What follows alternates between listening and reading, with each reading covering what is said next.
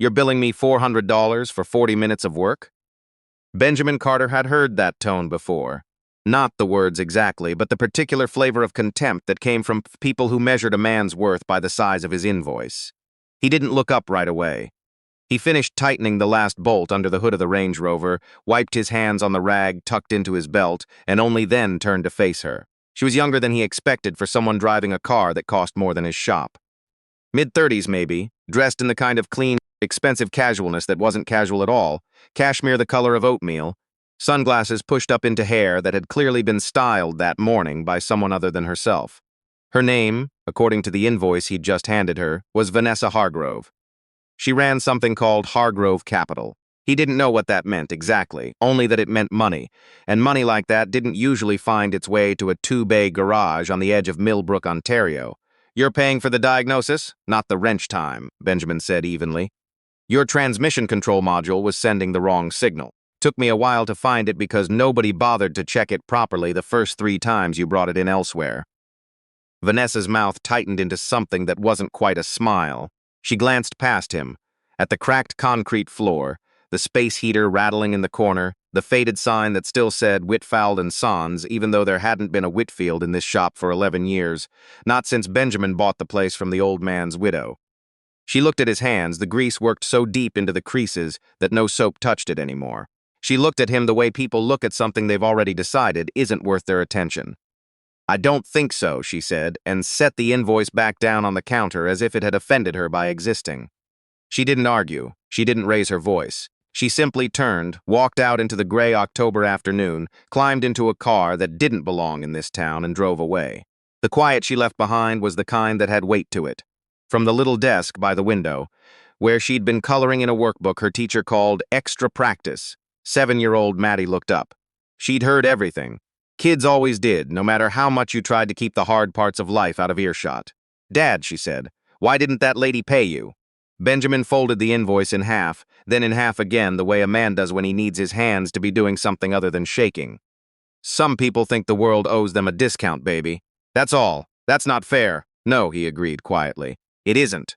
He didn't tell her how much that $400 actually meant. He didn't tell her it was the exact amount he still owed on the part for Mrs. Okonkwo-Reese's furnace repair, the one he'd done for half price last month because she was 81 and living alone on a pension that barely covered groceries. He didn't tell Maddie that her shoes, the ones with the toe starting to separate from the sole, were supposed to be replaced this weekend, and now that was going to have to wait another 2 weeks.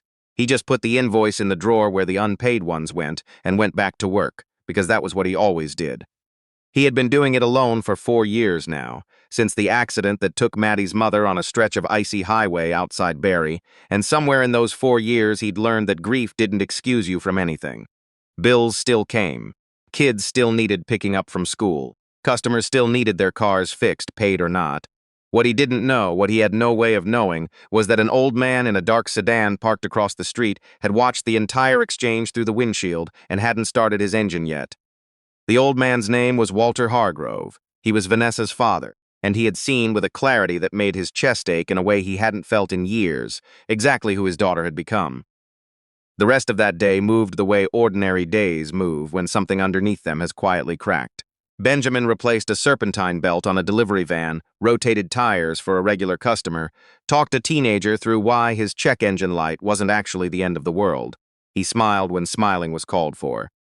Nobody watching him would have guessed that every time his eyes drifted to the drawer with the unpaid invoice in it, something in his stomach tightened.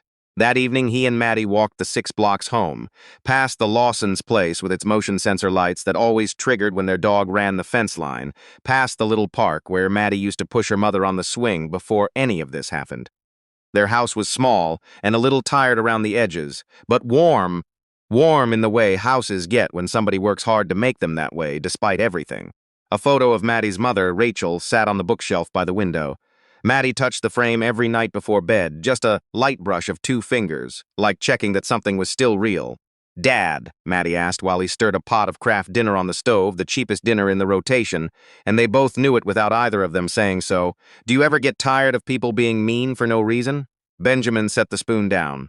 Sometimes, he admitted. Your mom used to say something about that, actually. Maddie's whole face lifted. She loved hearing about Rachel, loved collecting pieces of her mother the way other kids collected hockey cards. What did she say? She said you can't control what people do. You can only control who you decide to be while they're doing it. He smiled, a little crooked. She was a lot smarter than me. I think she was smarter than everybody, Maddie said solemnly, and Benjamin laughed for the first time all day. Across town, across several towns, really, in a glass-walled office 40 floors above downtown Toronto, Vanessa Hargrove had already stopped thinking about the mechanic. She had quarterly numbers to review and a board call at 7. The $400, the man, the kid doing homework in the corner of that sad little garage, none of it registered as anything more than a minor inconvenience already filed away and forgotten. Her father did not forget. Walter Hargrove sat that night in the study of his lakeside house outside the city, the lights of the water glittering faintly through the window, and found that he could not stop turning the afternoon over in his mind. It wasn't that Vanessa had refused to pay. Business people disputed invoices all the time. That was simply commerce. It was the ease of it, the careless, practiced cruelty of someone who had never once had to wonder where her next month's rent was coming from, dismissing a man who clearly had wondered that very thing more times than he could count. Walter remembered being 22 years old and 3 weeks behind on rent, standing in a garage very much like that one, with a mechanic named Otis Green telling him not to worry about the bill until his next paycheck came in.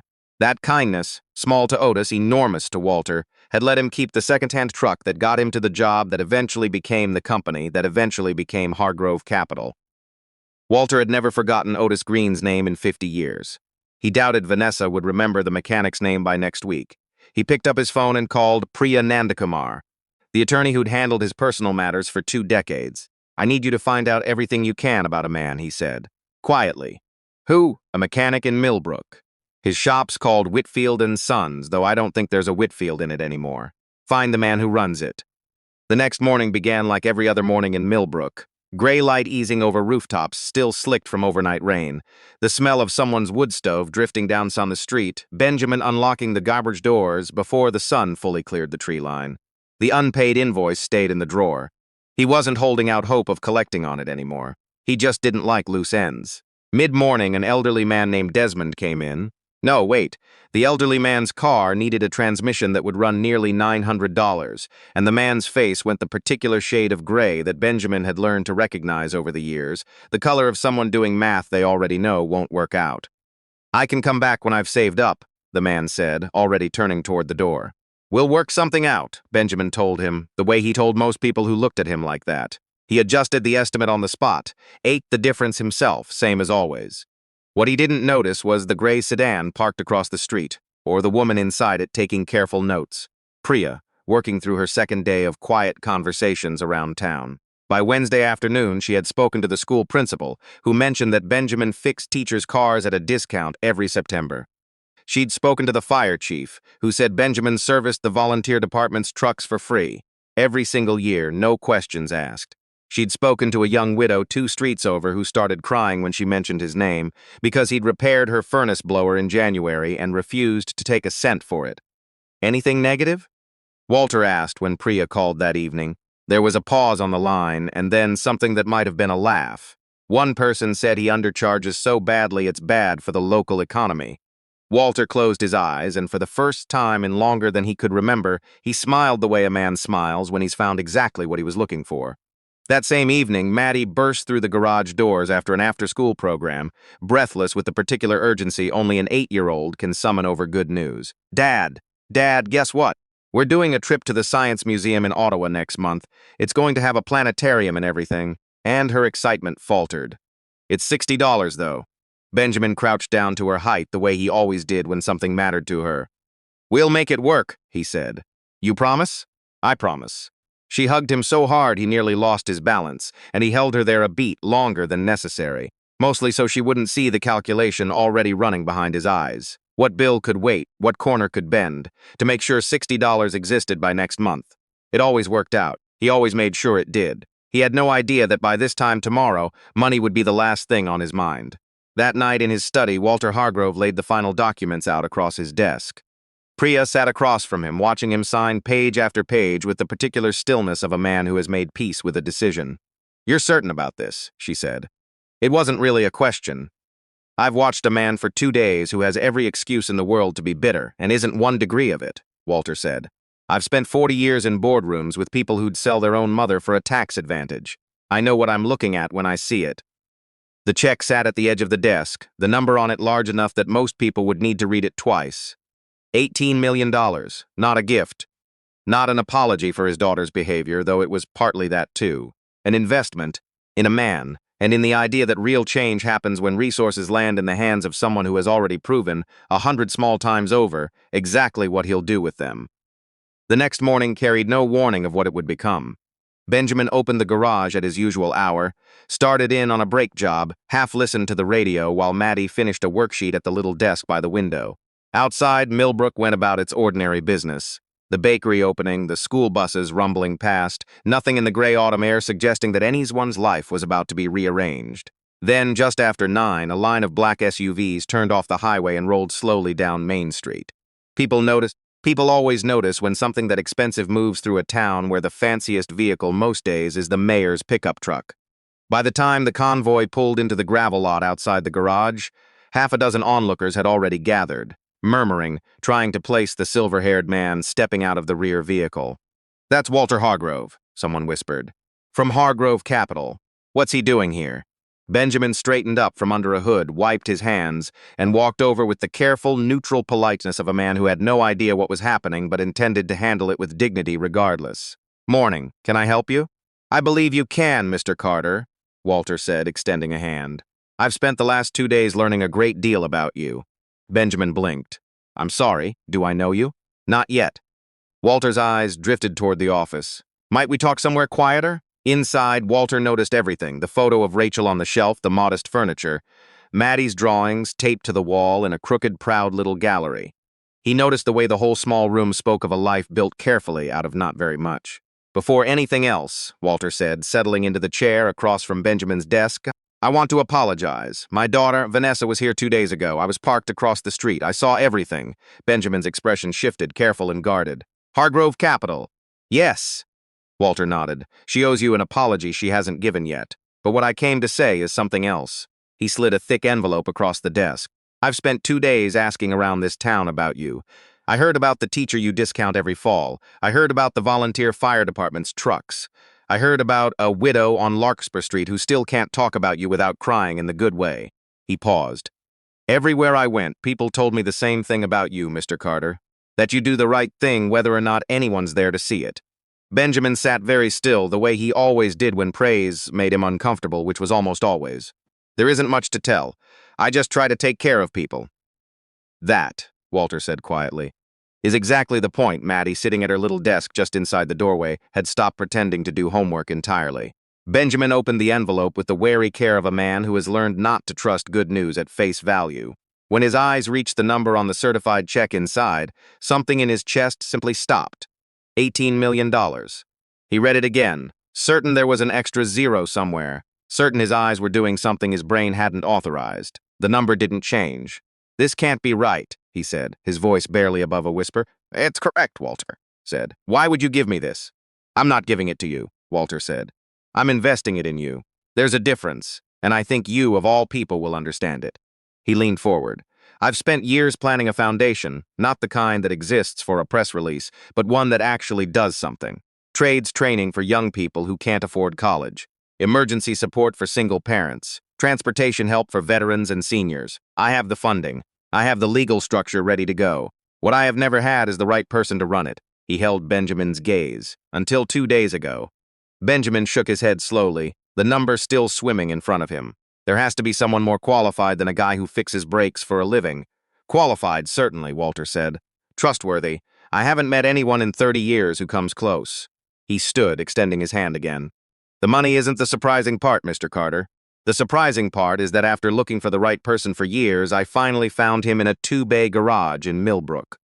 Outside, the small crowd outside the windows had grown into a real one. Phones out, murmurs spreading through Main Street faster than anyone could have predicted. Nobody yet knew the real story. When they did, it wouldn't be the size of the check that left them speechless. It would be the reason behind it. The story didn't stay in Millbrook for long. Within a week, it had made its way through regional papers, then national outlets, then a segment on a Toronto morning show that introduced Benjamin as the mechanic who turned an unpaid invoice into an $18 million legacy. The attention was strange and uncomfortable for a man who had spent 4 years quietly raising a daughter and trying not to be noticed by anyone except his customers. Vanessa Hargrove could not avoid it even if she'd wanted to.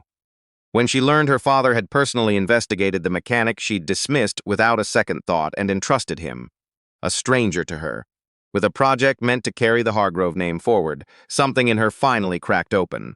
She kept replaying that afternoon. The invoice she'd waved off, the man she'd looked at and decided wasn't worth her time, the little girl who had watched the whole thing from the corner of the room. Her father hadn't rewarded Benjamin for fixing a Range Rover. He'd rewarded him for being exactly the kind of person Vanessa had stopped recognizing in herself.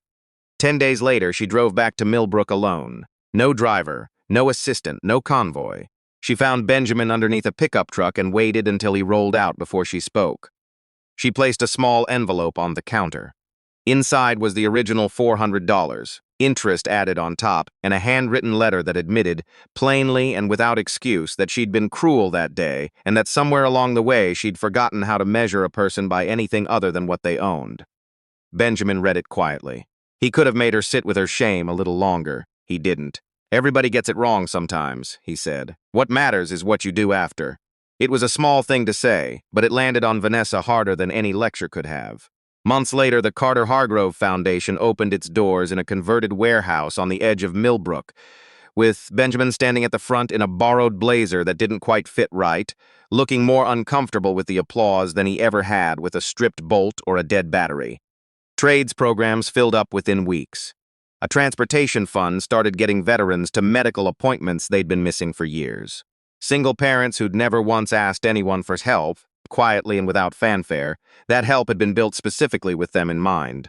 Maddie stood beside her father at the ribbon cutting, 9 years old now, watching the crowd with the particular seriousness she'd inherited from somewhere. Maybe her mother. Maybe just from growing up faster than most kids have to. She remembered the day the woman in the expensive car had driven off without paying. Back then, it had felt like the whole story. Now she understood it had only ever been the beginning. The $18 million was never really the gift. Not the way people kept saying it on the news. The gift was something her father had been handing her all along in small pieces on ordinary days, long before anyone outside Millbrook ever knew his name. That decency cost you something every single time, and you pay it anyway because that's the only kind of wealth that was ever real to begin with.